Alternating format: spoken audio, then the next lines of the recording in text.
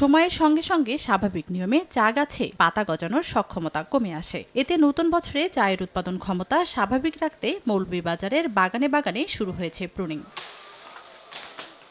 শ্রমিকরা জানান, মার্চে শুরু হয়ে টানা ৮-৯ মাস চা উৎপাদন প্রক্রিয়া চালু থাকলেও ডিসেম্বরে বন্ধ হয়ে যায়। এরপর থেকে জানুয়ারি মাস জুড়ে বাগানগুলোতে চায়ের উৎপাদন ক্ষমতা বাড়াতে চলে প্রুনিং। গাছের বয়স, মাটির উর্বরতা বিভিন্ন দিক বিবেচনায় কয়েক ধাপে প্রুনিং করা হয়। কালার, লাইট, লো ও ক্লিন প্রুনিং বেশি প্রচলিত।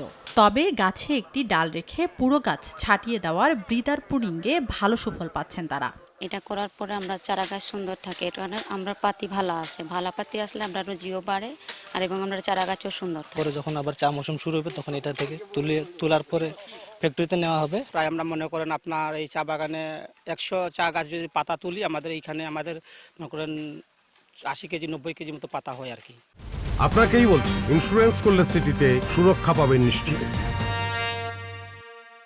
শ্রমিকদের টানা আন্দোলন সংগ্রামে এবছর গাছের পরিধি বেড়ে যাওয়ায় স্বাভাবিক প্রুনিংয়ে কিছুটা ব্যাহত হচ্ছে বলে জানান এই চা বিশেষজ্ঞ। টোটাল আর প্রায় 50% আমরা প্রুনিং করি।